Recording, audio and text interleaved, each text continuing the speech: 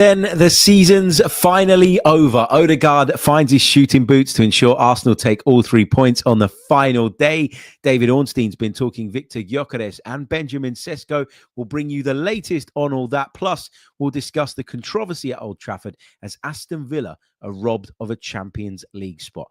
Lots to come on today's episode of the Chronicles of a Gooner podcast. Let's get into it. Hey everybody, how are we doing? Happy Monday. It's Bank Holiday Monday. Happy Bank Holiday Monday, and welcome back to the Chronicles of a Gooner podcast with me, your host, Harry Symeou. I've got to apologize in advance. I've got a really sore throat. I think the season's taken its toll on me. So we'll get through today's episode as best as possible. As I mentioned just there in the opener, we've got a fair bit to get into, a fair bit to discuss, a fair bit to break down. I'll say a few hellos to those of you joining us on the live stream. Slightly later time today, just because I had a bit of running around to do this morning, and I figured that I was better off getting that done and then sitting down and doing the podcast without rushing it and without having to compromise on the quality or time that we spend doing it. But yeah, look, good to see so many of you in the live chat with me as always. And I guess I want to start off by saying a massive thank you to every single one of you for the season. I know it's not always been the easiest in terms of sort of tuning into content after sort of deeply disappointing results. I know that can be difficult. It's difficult for me to sit here and talk about games when really I just want to, sweep them under the carpet and never speak of them again. But we've had a fair few of those this season. It's been tough, but it's been a great ride again. It's been a great ride with all of you guys. And I'm hoping that, next season will bring those bigger and better things that we've been dreaming of for a little bit now. And fingers crossed we can get there. And so, yeah, just wanted to say a massive thank you, because I've just finished up another season reporting, commentating, creating podcasts around Champions League football, Premier League football, covering the mighty Arsenal from Madrid to Paris. I've been to Southampton. I've been to Walsall. I've been, you name it, I've been there this season. Honestly, I've been up and down. It's been amazing. But I wouldn't get the opportunity to do this or to call this my job if you guys weren't so loyal and amazing when it comes to the Chronicles of a Gooner podcast in terms of the support you've given me, because it was this podcast that opened the door to me doing sort of wider media work. I love doing this podcast. I always say it's probably my favorite thing that I do. No matter how cool the opportunities, this is what I do. This is my home. And it's amazing that because of it, I've been able to do other things as well and experience things that I never even dreamed of experiencing. And you guys are to thank for that.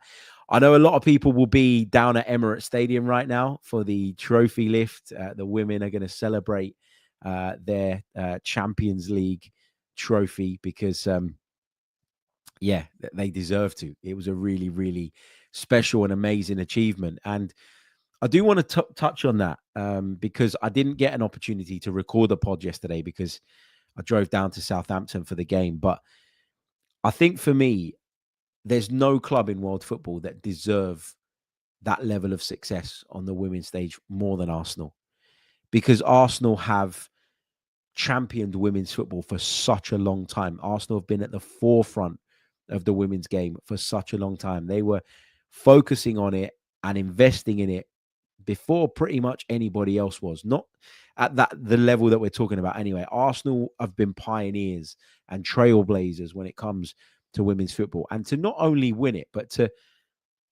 win it beating a generational team like this Barcelona side, who most people made favourites.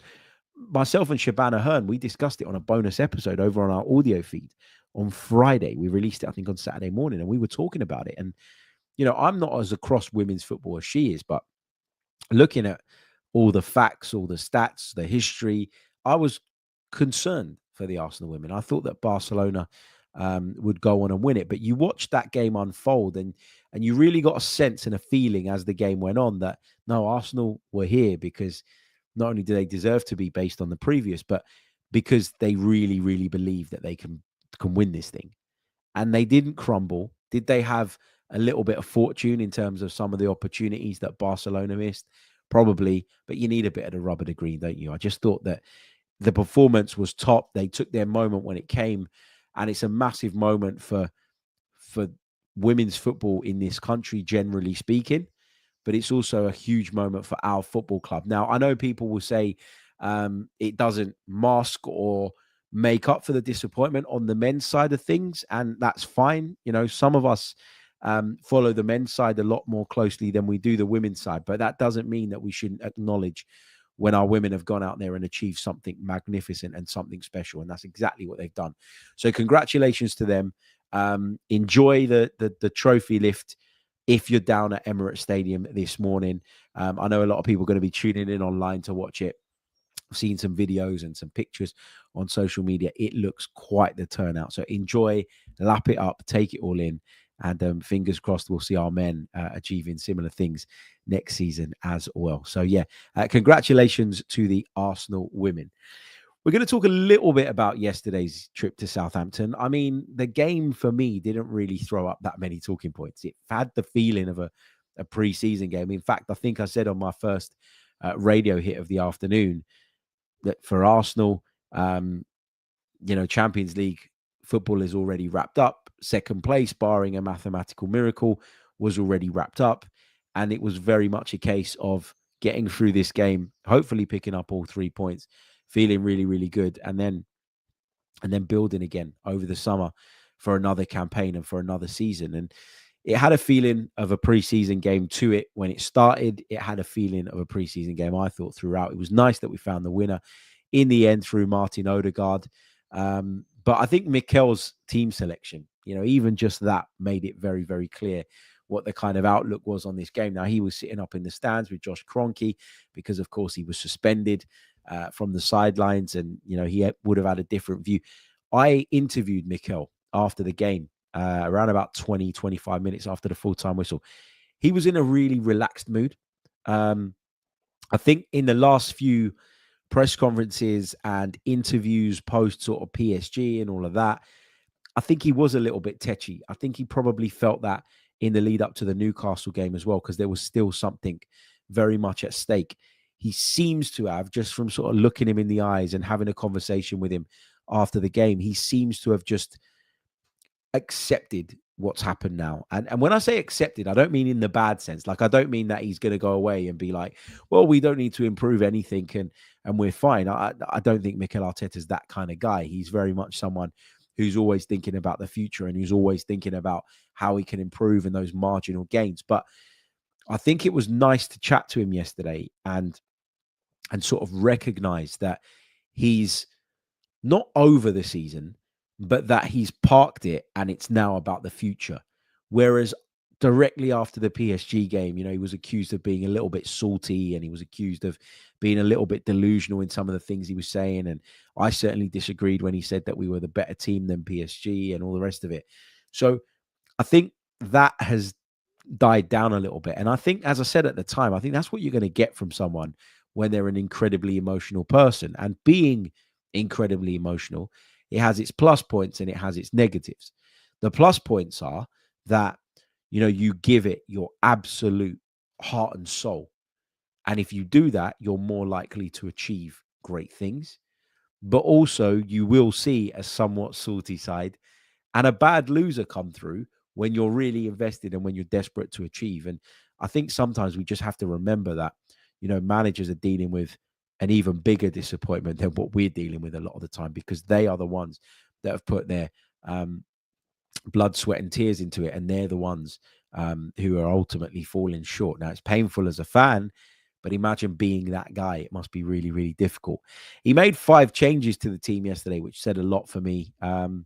There was a farewell to Kieran Tierney, of course, and I did ask Mikel after the game about Kieran Tierney, and it was really nice to listen to what he had to say.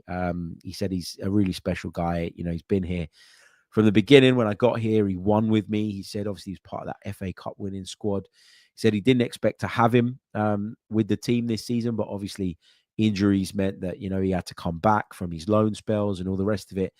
And he's just a really great guy and an important part of the group. And he has a real value, even when he's not playing week in, week out. So it was really nice to hear those nice words. Obviously, Jorginho is on his way as well. by the looks of things. He didn't get on, but he will obviously depart Arsenal by the looks of things come this summer. So farewells to those two, and they got really special receptions from the travelling away support. I'll tell you what as well, our away support yesterday were just unbelievable.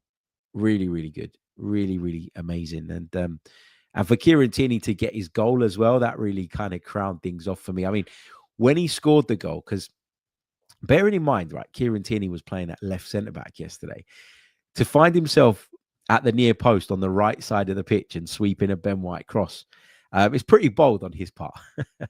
But look, he managed to get the goal, and you could tell from his celebration instantly how much it meant to him. He was chuffed. He was over the moon, and I was delighted for him as well. Was it a goodbye to Thomas Partey? Well, we're not sure yet because those contract talks, from what we understand, are still ongoing. But I did post a picture at the end of the game with the sort of players standing in front of the away fans, applauding them, taking the applause back. And I did say it was very much a case of goodbye for some of those guys, but for the others, it was a case of see you next season. And I think, we've got to be able to compartmentalize now what's happened this season. I'm delighted it's over. It's been stressful the last few months when it's been very, very clear that we weren't going to win the Premier League, and it was all about the Champions League. The Premier League fixtures in between, they felt like a drag, and results dipped as a result of maybe that taking our eye off the ball, and that made it an even tougher watch. The performances were worse. It's been a real rough ride, but got to, as I say, compartmentalize that now and focus on the summer, building in the way that we want to build, getting ready for the new campaign and making sure that we're stronger. And you don't forget what you've been through. You shouldn't excuse it all, but you can certainly learn from it. And if you make a mistake and you learn from it, well, that mistake becomes acceptable. If you can't learn from that mistake, then that's where you get stuck. That's where you don't move forward. So let's see how we go. Anyway, enough about Southampton yesterday, because I know that's not what really people I beg your pardon, want to talk about. You want to hear about transfers. Plenty of transfer talk to come on today's episode of the Chronicles of a Gooner podcast, but there is over 500 of you live with us right now, and we're only 12 minutes into the show, which is pretty remarkable. So if you haven't done so already, could I ask that you leave a like on the video? It really does help. Subscribe to the channel if you haven't done so already. And if you're listening on the audio platforms, please do leave us a review. All of that stuff really, really, really does help. Okay, let's get into some transfer chat then. And we'll start with Viktor Gyökeres, who was interviewed yesterday after Sporting won the cup. He was asked about his future. Will he be moving on? He said, let's see. It's hard for me to say. It's football. You never know what's going to happen. Then he was asked, and fair play to the journo that came out with this, by the way, he was asked about Arsenal directly. What about the links to Arsenal? And this is what he said. I don't know. I just focus on this. I try to focus on these last games because they've been so important. I don't want to think about anything else. If anything is true, let's see in the summer. Now, you can look at this in two ways. You can either look at it and go, well, he didn't say that he's on his way to Arsenal, so perhaps it's not as close as people think. You can look at it through the lens of maybe it is close. Let's not read into this too much because, even if it was in the negotiation stage, he isn't exactly going to come out and say it just after Sporting have won a cup. But I guess the third way, I said there was two ways, there's probably three ways of looking at this, is that he didn't rule it out. And he definitely didn't rule it out, did he? He didn't dismiss the Arsenal chat. He didn't push back on it. He said, if it's true, if anything is true, that's the direct quote, let's see in the summer. So we'll see what's going to happen over the course of the summer. But it's been interesting because we've gone from this, real feeling that Gyökeres was the number one to in the last few days, that kind of shifting back towards Benjamin Sesko. And then Gyökeres comes out and does this interview, and maybe people are reading into it a little bit too much, but people have now started to think, well, actually, maybe he's the one now. It's just a never-ending cycle, isn't it, of rumors and of controversy, and it's going to be difficult over the summer, I think, to keep on top of all this and to not get sucked in to some of the deals or to some of the potential deals that a lot of us would like to see. Until it's done, hold fire. Don't get too carried away. But I thought it was interesting what Gyökeres had to say post-match. David Ornstein has also been speaking. He was speaking on NBC yesterday about Arsenal's striker search. What did he have to say? David Ornstein said Arsenal have a decision to make between Benjamin Sesko and Viktor Gyökeres. I do expect one of them quite possibly to come in this summer, but there's loads more to do at Arsenal as well. They'll try to renew the contract of Thomas Partey. There's no outcome on that yet. Maybe a defender too, because they missed out on Dean Howson and a second choice goalkeeper as well. So let's break this down, what David Ornstein's had to say. So I don't think it's a surprise for people to hear that Arsenal are now looking at Gyökeres and Sesko. Which one will it be? I don't really think we've had any clear indication on that. I am going to talk a little bit about another report, a latest report from Florian Plettenberg in a bit, but I'll tell you why I think that story, in my opinion, falls down a little bit right now. So we'll get into all of that. But Sesko or Gyökeres, listen, people have their preferences. I went from thinking Sesko to Gyökeres, and I'm still on Gyökeres. I still think that Gyökeres is the one that is more likely to come in and help us tomorrow. If we're talking about ceilings, I think you could make a really strong case in argument that says that Benjamin Sesko's got the higher ceiling. But here's the thing. Benjamin Sesko, by the looks of it, is going to cost more than Viktor Gyökeres. And are we, if we go down that route, are we guilty of looking too far ahead where we should be focused on the here and the now? And if you're going to think ahead, it shouldn't go beyond tomorrow so that we can make sure we go out there next season and achieve what we need to achieve. So, look, it's no secret that those two are both liked by Arsenal, that those two are both being looked at, and that those two are both options for the summer. But we don't really know which way Arsenal are going to go on this at this moment in time. He also mentioned the Thomas Partey thing, David Ornstein, that is, and obviously no resolution to that just yet. But I think he stays. I don't think that this conversation continues for as long as it has if there isn't a real desire on the club's part to keep him. And if Thomas Partey was dead set on leaving, I think the club would have been given that message by now, and he'd be in the process of looking for someone else. Now, never say never, and you don't always know what's going on in the background. I am literally guessing here, but I'm trying to read between the lines. And if I read between the lines, the fact that these conversations are still ongoing, the fact that these conversations are still happening, it tells me that everybody involved wants to find a solution, and therefore the most likely outcome is that he stays. He also mentioned the defender thing. I thought this was interesting, right? Because we'd heard rumors of Arsenal being linked to Dean Howson, and we'd heard talk of it. But you know, I wasn't sure how serious that interest was. Was it a kind of very tentative inquiry? Was it a kind of trying to figure out where the player's head was at? And once we heard that Real Madrid were in, we sort of went, well, we're not going to get him, and that was that. Or was there contact? Was there serious talks? Did he talk to Mikel Arteta? Did he talk to Andrea Berta?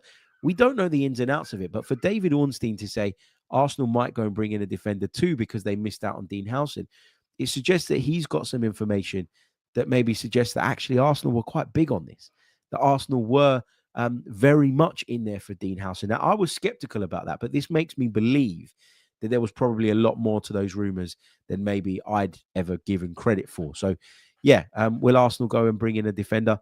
Maybe. You know, people will argue that we've got too many defenders. I can see that in the chat from Lou. Arsenal have too many defenders. I guess to a point, I agree with you. Like if you were to write a list of all the defenders we have on our books, you could certainly make that case. But think about how many of them are injured constantly. I mean, Ricardo Calafiori was out again yesterday. Mikel Arteta said after the game that we'd put a lot of load on him recently, that he was working extremely hard to try and get back to fitness during that really crucial period.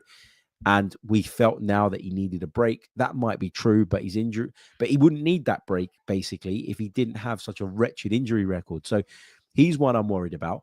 Tomiyasu is obviously one that we're worried about. Timber has been broken over the course of the season because of how much we've had to play him, because White's been out and Tomiyasu's been out, so much so that he's had to undergo surgery, and we're now going to have to wait and see how he recovers. And also, we're losing Kieran Tierney. We might lose Alexander Zinchenko as well. Actually, I'm not saying it's the priority. Please don't take it the wrong way. But actually, bringing in a defender, it makes more and more sense, the idea of it anyway, when you kind of really sort of dive into the detail of what we expect to happen with some of our current defensive players. And so, yeah, we'll see how that goes. He also mentioned the second choice goalkeeper. I think we all know that is something that Arsenal are looking to address this summer. So no real surprises there. So, yeah, that's what David Ornstein's had to say. Watch this space. We'll keep our eye on how these stories develop, of course, throughout the transfer window. And if you're with us every step of the way here on the Chronicles of a Gooner, you'll be able to keep across all of that as well. I guess it's a one-stop place, right, to come and hear what's being said, what's happening. I don't know if you're like me, but I find it all really draining, like the constant scrolling to try and find little nuggets of new information during the transfer window drives me mad. I'd rather tune in one place, let's have a listen, let's see what's being said, and yeah, we go again the next day. Guys, just a quick reminder before we continue on, we're going to talk what Florian Plettenberg has had to say on this striker pursuit in just a moment. But a quick reminder, if you haven't done so already, leave a like on the video, subscribe to the channel. If you're brand spanking new and if you're listening on audio, please do leave us a review. All of that stuff really, really does help. There's 750 of you with us live right now. So no excuse to not have 500 likes. They don't cost a thing, but they really, really help the channel. And let's get those of you that are watching who are unsubscribed, subscribed. It really, really does help. Right. Let's talk Florian Plettenberg and his latest reportings right after this. And then we're going to take some of your questions to start getting them into the live chat. Okay, so Florian Plettenberg put a post out yesterday. He's been the one kind of really pushing and leading on the Benjamin Sesko stuff. I know we've had sort of bits of information from David Ornstein and from others, and there's been talk of Arsenal's interest in the player actually going back a good couple of years now. But Florian Plettenberg has started this summer. I don't know if the summer hadn't technically started at this point, but he's really gone big, hasn't he, on sort of Arsenal and their striker pursuit so far. He's obviously well connected in Germany, and obviously RB Leipzig are a German club, the club for whom Benjamin Sesko currently plays in. So there's probably something in this. I don't know if it's as, far down the line as he suggests, or if it's all 100% accurate, but there is something in this. There's no smoke without fire. So what's he said yesterday? He put out a post and he said, Arsenal with Andrea Berta are currently focused on two top strikers, Sesko and Gyökeres. Regarding Sesko, there has been direct contact between Berta and the RB Leipzig chief, Marcel Schäfer, to understand the structure of any potential deal, including the release clause and any other details. Both deals, though, would be extremely expensive. He then goes on to say that RB have to sell Sesko in order to generate income. Arteta and the ownership are big fans of the player. So the release clause, I think, from what we've been reading, is about 80 million euros. What does 80 million euros translate to in pounds? Let's figure that out. 80 million in pounds, roughly 67 million pounds. So when you look at it like that, it's not as wild a sum. It's not as crazy a sum of money. But I think the structure here is really, really important. Let's go back a minute to what David Ornstein said about all the other business that Arsenal need to do, about the volume of business that they need to do this summer, the number of positions that they need to address. They will want, I think, to spread payment for a player like Benjamin Sesko over a period of time. So don't be surprised if there's a bit of time spent, if we do indeed move for Benjamin Sesko, on trying to figure out a structure and a deal that works for both sides. Will RB Leipzig get their money? Yeah, I'm sure they'll get their money. But, if they are guaranteed to get a slightly bigger amount over a course of time, or if they want to spread the funds, or if they're going to receive the funds over different accounting periods, is that beneficial to them? There's going to be a lot of exploratory talks from both sides to kind of understand and try and come to some sort of arrangement that works for everybody. And that's why these deals are never as straightforward as people make out. So we'll see how that develops and we'll see how that goes over the next few weeks. But it's not a crazy amount of money when you think about it. I just think that you could probably get Viktor Gyökeres for less, and I think he's more likely, as I keep saying, to impact us straight away. I'm not saying, by the way, that if we sign Sesko, I'll be disappointed or I'll be upset, but I'm talking about my personal preference. My personal preference is to go and get Viktor Gyökeres in, and yeah, we'll see if that happens or not. If it doesn't, and Arsenal decide to go down a different route, I think I'm at a point where, as a fan, I've seen the club in terms of their big recruitment recently, more often than not, get it right. And for that reason, I will defer to the people that know far better than me. But my opinion is that Sesko probably is going to need a little bit more time. Now, do Arsenal feel that that's okay because Kai Havertz is back and the pair of them can share the role initially? I know that isn't going to go down well with a lot of our supporters, but I'm just playing devil's advocate. I'm trying to think about all the possible angles and how the football club themselves might look at it. I don't know. I don't know if that's the case. We'll see. Does Kai Havertz's return, does it mean that they're more willing to wait for the centre forward to come good? I'm not saying that they don't want direct output from them from the off. When you pay that kind of money, you need a return straight away. But I'm saying, are we in a place where, because Kai Havertz is back, we feel a bit more comfortable with taking the Sesko risk than we would have done maybe without Kai Havertz? I don't know. Some talk in the chat about Alexander Isak. I think any chances that we had of signing Alexander Isak, as remote and as little as they were, have gone now. I think the fact that Newcastle qualified for the Champions League has changed that.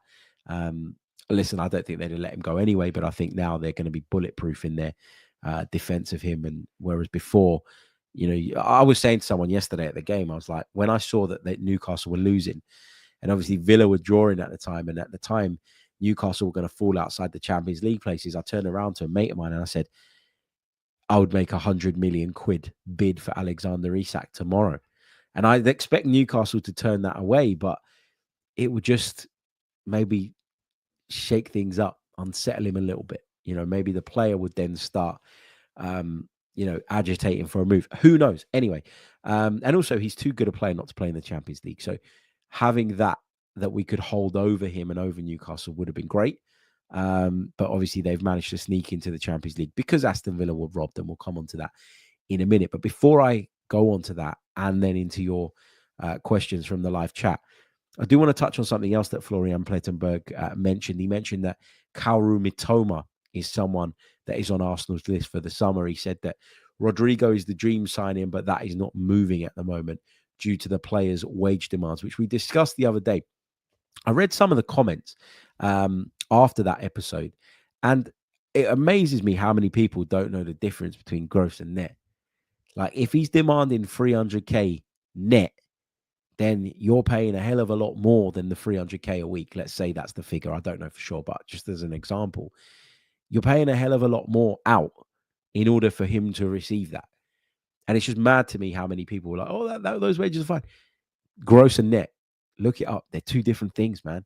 And yeah, that caught me off guard a little bit, surprised me a little bit by how many people were sort of pushing back and saying, no, that figure's absolutely fine, without considering what the actual outlay would look like for the football club. Anyway, I do want to very, very quickly touch on what happened yesterday at Old Trafford, because I think it's important to discuss these things when it happens, and I'll explain why right after this. But questions, get them in. We'll come into those in the next couple of minutes. Don't go anywhere. You're listening to the Chronicles of a Gooner pod. You're listening to the Chronicles of a Gooner. Like and subscribe.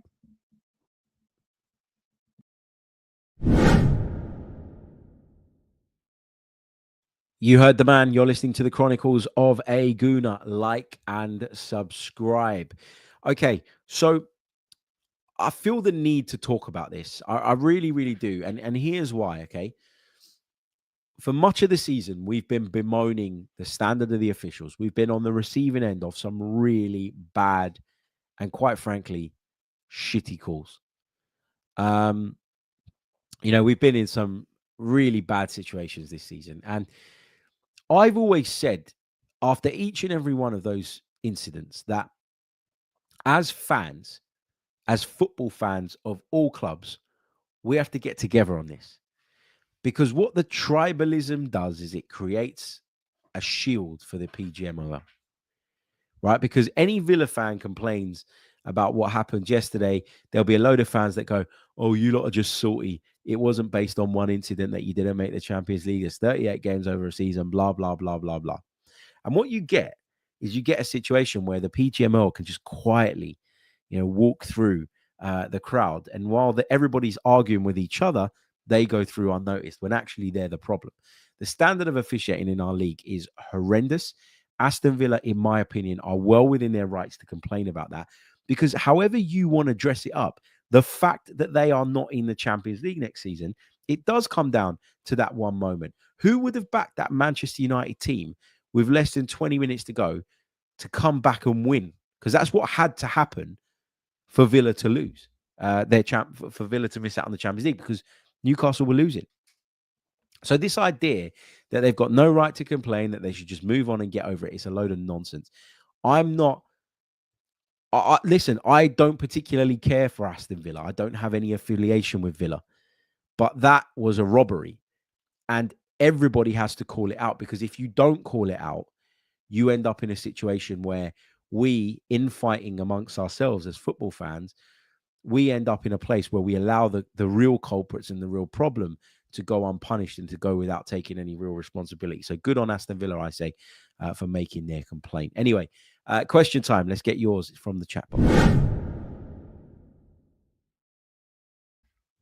Okay, let's have a look at what some of you guys are saying. Keep the questions coming. If you've already put them in a little while back and they've got lost in the chat, do me a favor, just copy and paste them back in. It'll really help. Anthony says, Harry, unfortunately, due to the possession-based football that we play, Sesko will be an Arsenal player. Gyökeres would struggle in this team to replicate his numbers, if truth be told. It's an interesting point. And, it'd be interesting to see how either of those two would fit into our team. But I think for us, when we're looking at a centre forward, we need someone who is going to be on the end of those cutbacks, who's going to be in the box, occupying, finishing when chances come his way.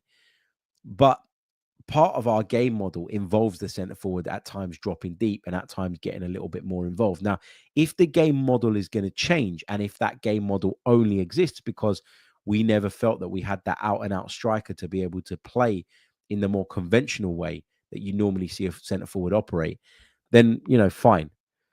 But if the player is going to drop a little bit deeper and the player is going to be a little bit more involved in the build-up, I'll tell you this, Benjamin Sesko is probably less effective. If you go and look at the numbers and the underlying metrics and stats, and maybe it's to do with the way that RB Leipzig play, he's very uninvolved in games at times, more so than any of the other options that we've been linked with. So I don't necessarily subscribe to the idea that, he's the one definitely because of what we do and how we play. I think whichever one we get, if we get any of them, we're going to have to adapt the way we play because none of them are Kai Havertz in terms of dropping deep. None of them are Gabby Jesus in terms of the way he used to go roaming. I'm not saying they're not as good as those players. Don't take it the wrong way. What I'm saying is that they are different. And because they are different, there is going to need to be an adjustment and an adaptation regardless.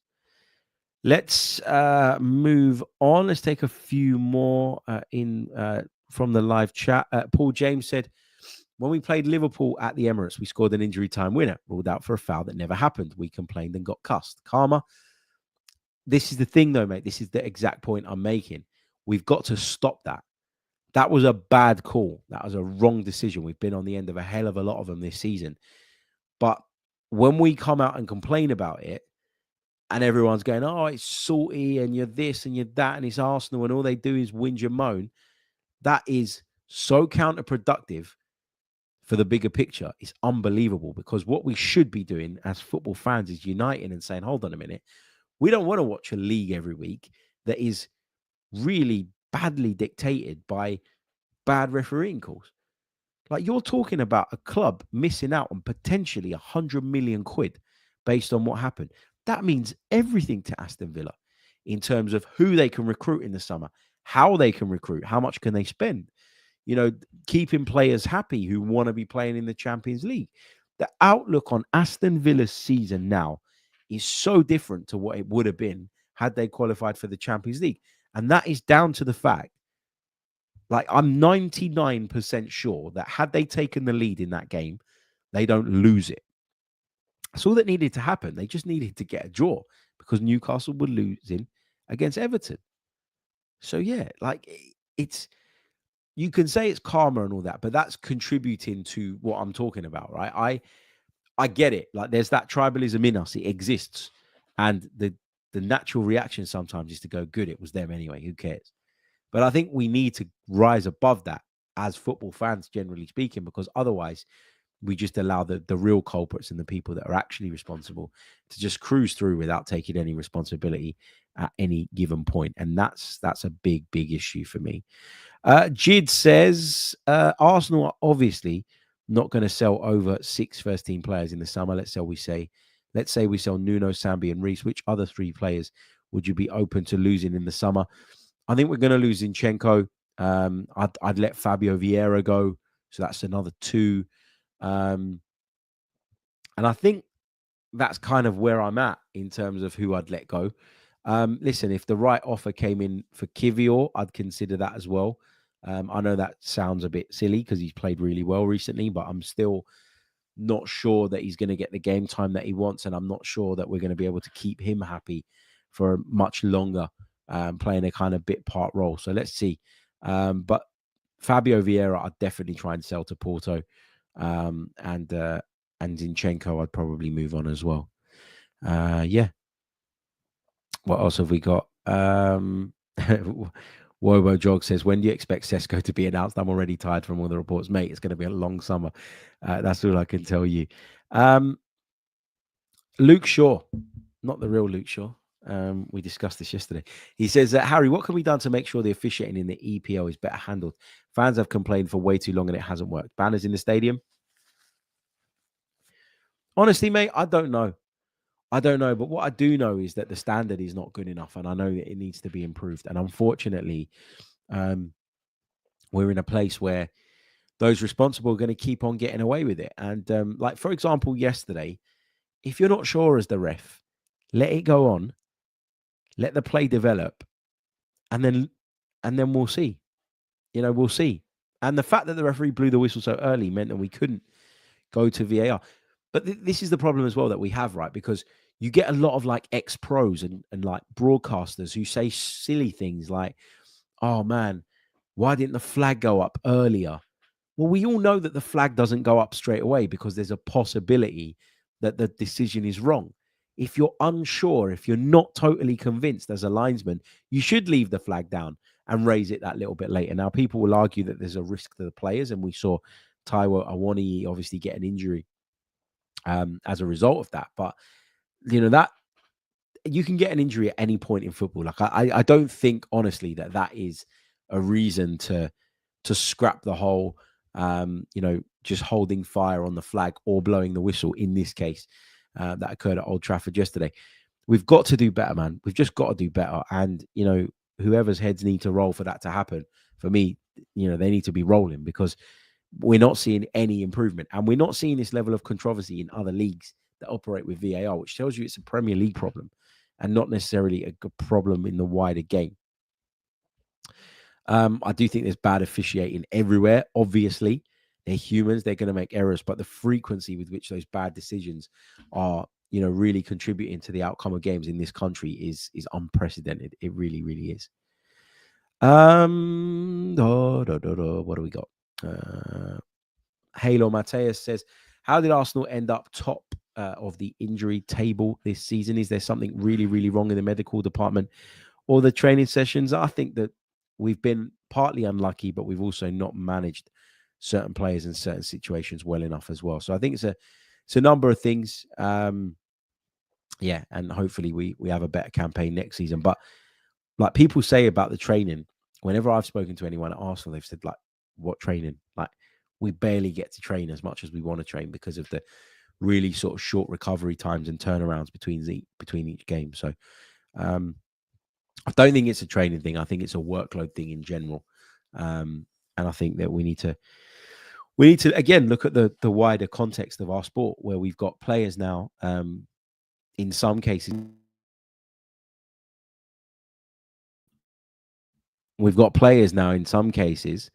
going to play a preseason friendly before they go off on their holidays.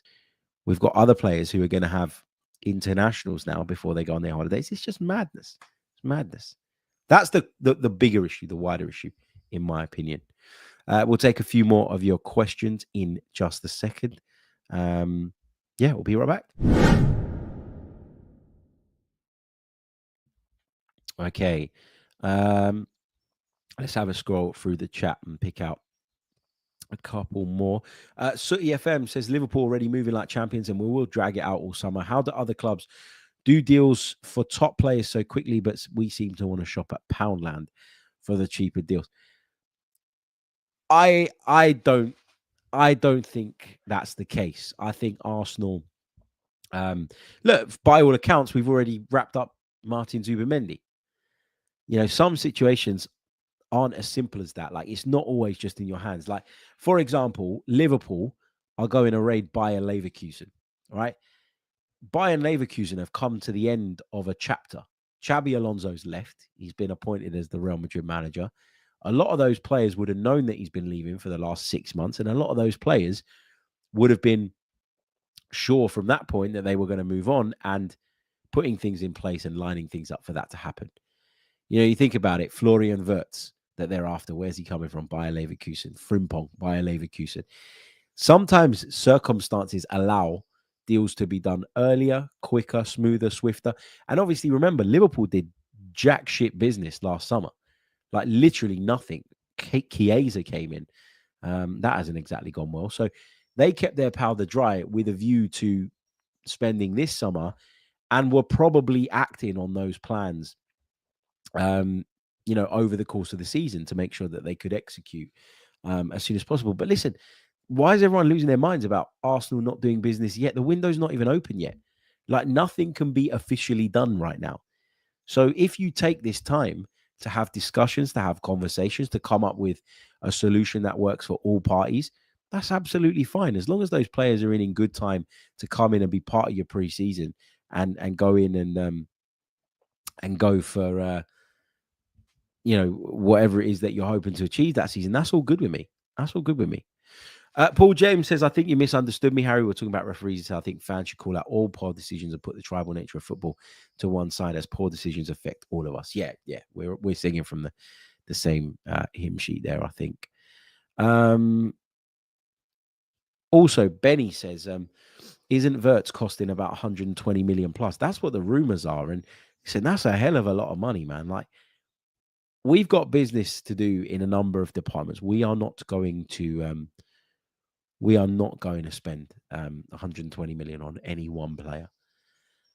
Will Liverpool? That still remains to be seen. We'll see how that goes. But I also think the nature of our season, the way it went, the injuries, all the rest of it, is almost like amplified what some of our needs are. Like, we obviously have needs and we obviously have business to do. But because we've had so many injuries, it's very easy to go, well, we don't have enough players. And in some departments, that's true. But in others, it's not.